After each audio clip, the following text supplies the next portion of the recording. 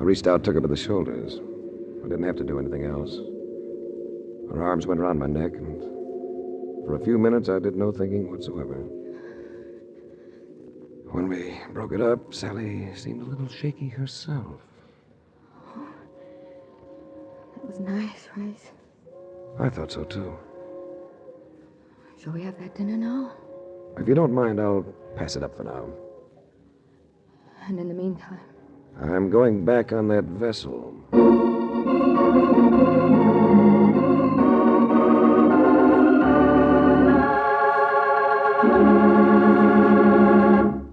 We'll return to the adventures of Frank Race in just about 1 minute. And now, back to the adventures of Frank Race.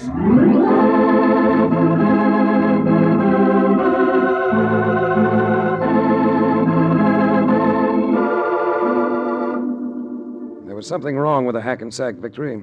I was sure of that. And I couldn't drop the feeling that Sally Deneen was in on it.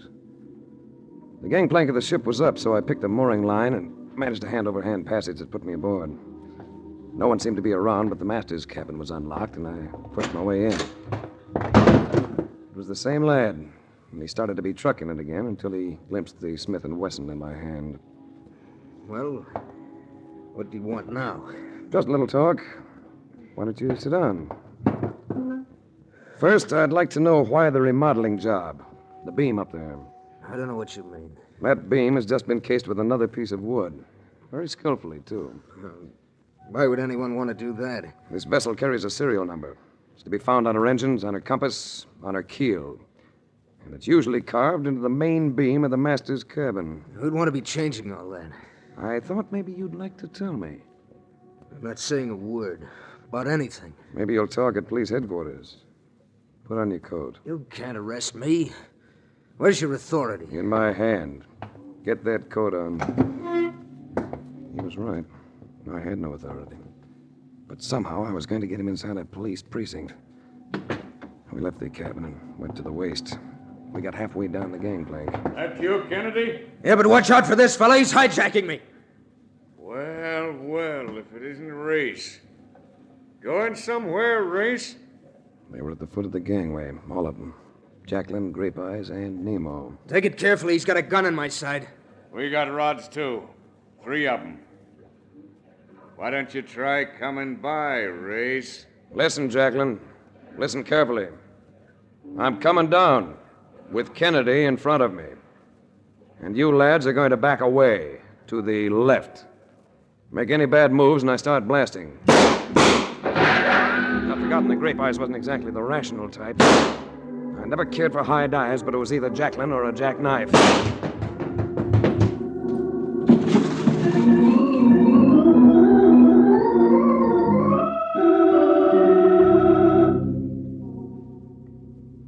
I must have been a sad sight parading around with that oil slick all over me. But I paraded. At police headquarters, I wrote a description of Captain Kennedy and swore out a warrant for his arrest.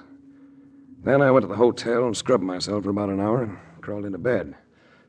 I slept hard until... Yes? Good afternoon. Oh, hello, you. I'm sorry about last night. Adventure reared its delaying head. All is forgiven. As a matter of fact, we're getting together tonight. Aunt Carrie, Uncle Matt, you and I. If you aren't too busy. Ooh. Is this for dinner? In your honor. The address is 122 Roland Lane. St. Francis Wood? That's it. I'll be there scrubbed and combed.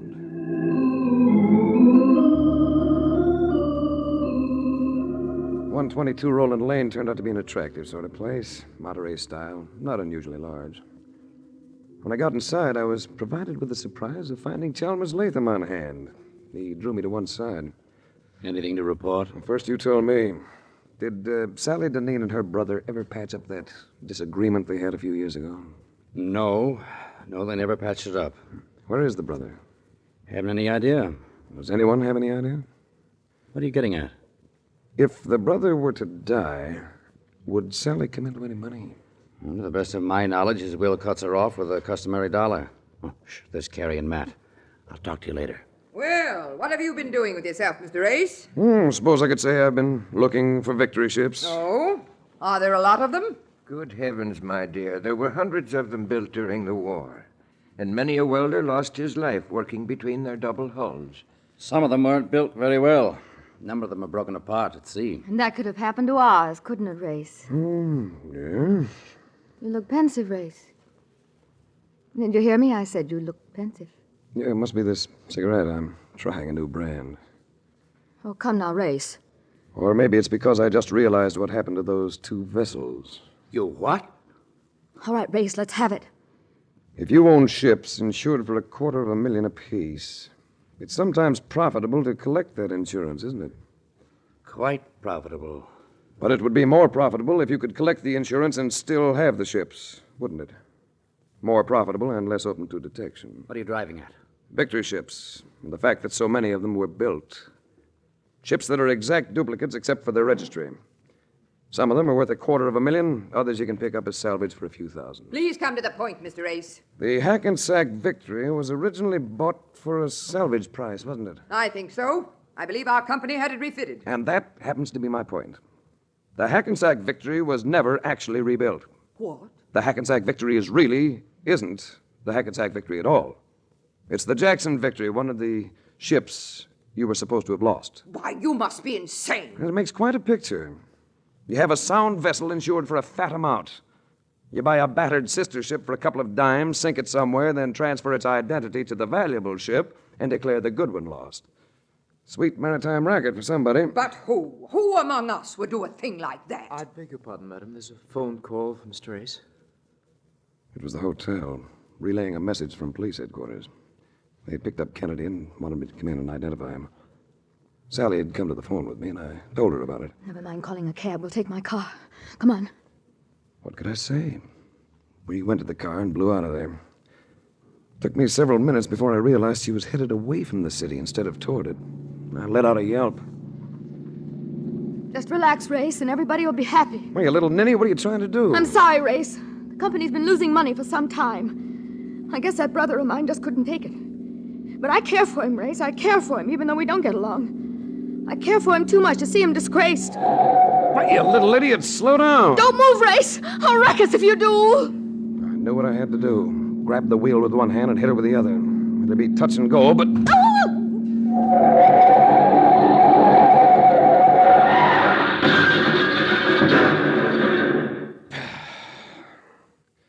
Well, have you ever tried to stop a speeding car with an unconscious girl flopping all over you? I took time out to make sure she wasn't too badly hurt. Then I swung the bus around and headed it back. She came around pretty soon, but didn't say anything. Just sat there letting me make the plays.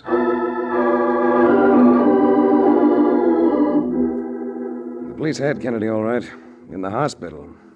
But it wasn't easy to identify him. His features had been altered too much, and he was unconscious, almost dead. I left the place, and Sally and I drove slowly back to St. Francis Wood. It was pretty late by then, and the house was dark. But I went in anyway. In the dim light of the living room, I took Sally in my arms.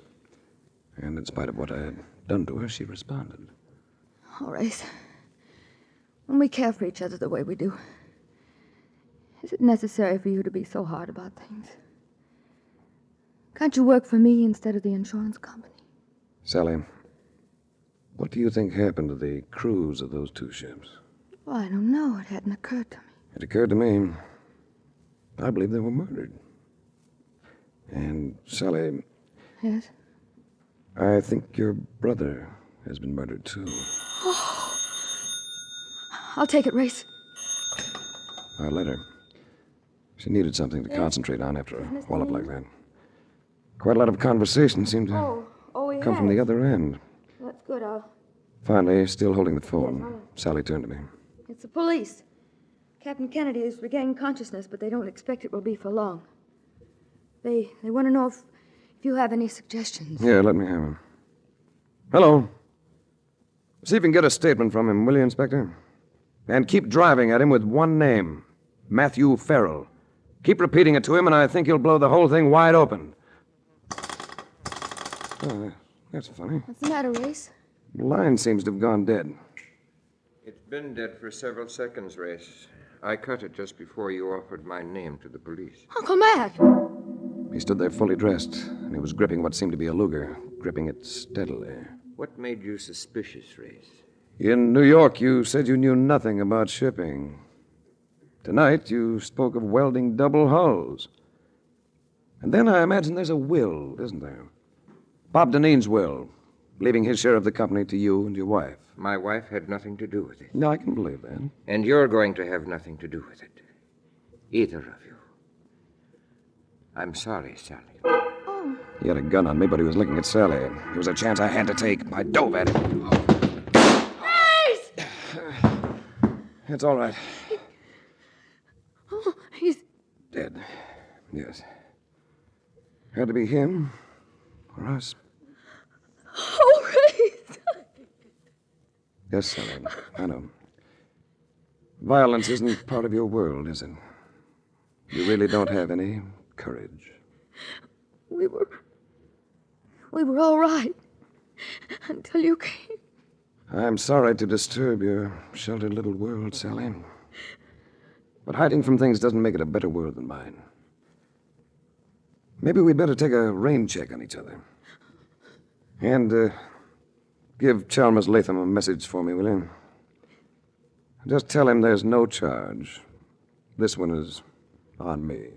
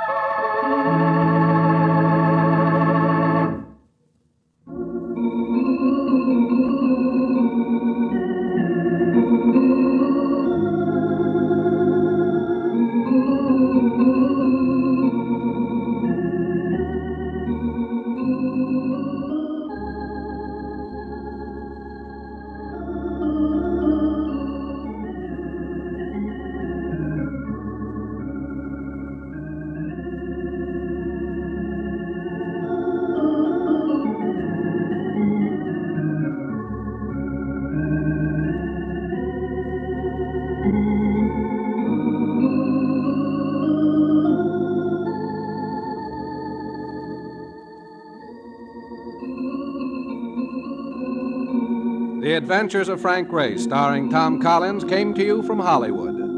The series is written and directed by Buckley Angel and Joel Murcott. The music is composed and played by Ivan Ditmars. Be sure to be with us again this time 1 week from today for another dramatic chapter in The Adventures of Frank Race. This is a Bruce Ells production.